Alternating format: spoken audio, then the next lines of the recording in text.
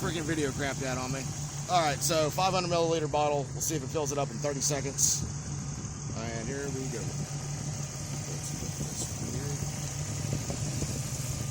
There's the fuel pressure.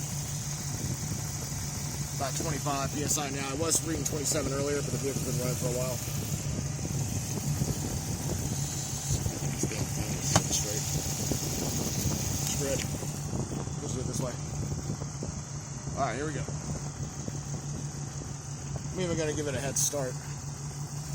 Alright, so here we go. Oh, timer. Alright. You can hear it running rough right now.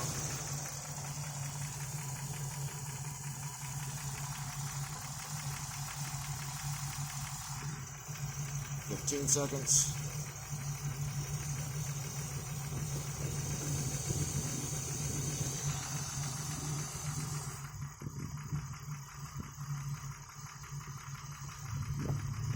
All right.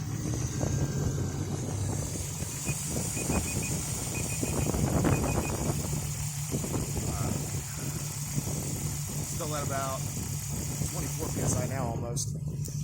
And there was already something in that bottle, and I gave it a head start before I hit the timer.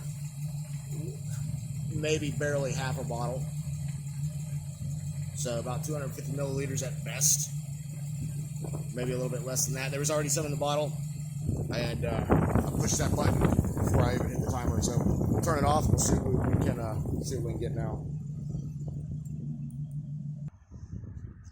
So vehicle's off, ignition's off. Turn the fuel pump switch off and then back on. All right. Once again, we'll do it for 30 seconds. I'll even give it a little bit of a head start here. Put the bottle down there. This bottle is completely empty. All right, and there's not even any gas in the lines here. All right, so here we go. Right now we're reading at about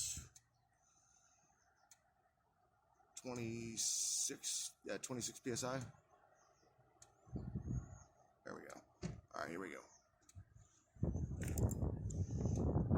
All right, give it a little bit of a head start.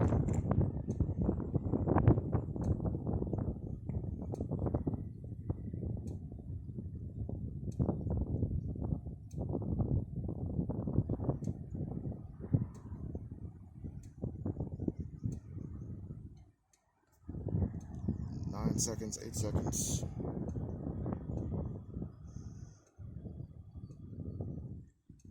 A lot of air bubbles coming out. All right. Maybe give it a couple extra seconds. Let's see how much we got. Vehicle off, not even a half. Not even 250 milliliters out of that 500 milliliter bottle. So I'd say maybe 300 to 400 milliliters out of that whole bottle. I don't know. So, at best, with vehicle on or vehicle off, at its very best, it's putting out maybe 250 milliliters every 30 seconds, and that's at its best. Now, when it's cold, and especially on first startup after the vehicle's cooled down, it runs great. But after the vehicle idles for a while or drives for a while, and things warm up, especially the ambient temperature, once it gets above 60 to 70 degrees, well, once it gets into the 60 degrees in terms of ambient air temperature, I start having fuel issues. It starts puttering out, and then particularly once it gets into like the 70s or the high 60s, the higher the temperature goes, the worse the vehicle gets in terms of starving for fuel. So right now, 24 psi, fuel pump's still on.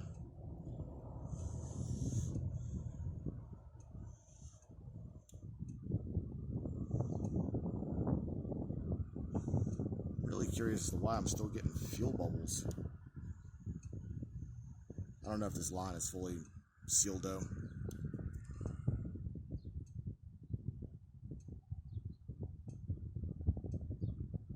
As you can see here, I'm getting even less pressure now. It's like 22 psi. Let's see here. Let's turn everything off. All right, so key out. There's the key. Fuel pump off. Fuel pump on. Screw it, we'll turn this on too. See if that helps it out a little bit. All right, so See the check engine light here. Turn the key. Turn the fuel. All right, let's see what that does. All right, we are still holding around 24 psi. Let's see here. Let's turn the ignition off. Turn the fuel pump off. Turn fuel on. Let's see what it does now.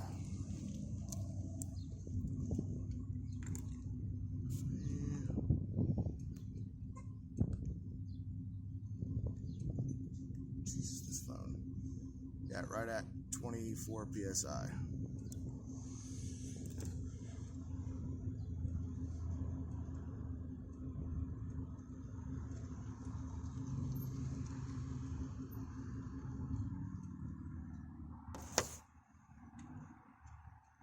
Keep trying to bleed these bubbles out. I don't know if I'm doing it right, but keep trying to bleed these bubbles out and they will not come out. But anywho, yep, I wonder if it could be a check valve.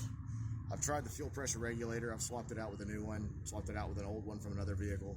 No change. But I'm wondering if it's the check valve in the fuel pump or it's the fuel pump itself. If you drop the tank, you might as well just go and replace the whole thing.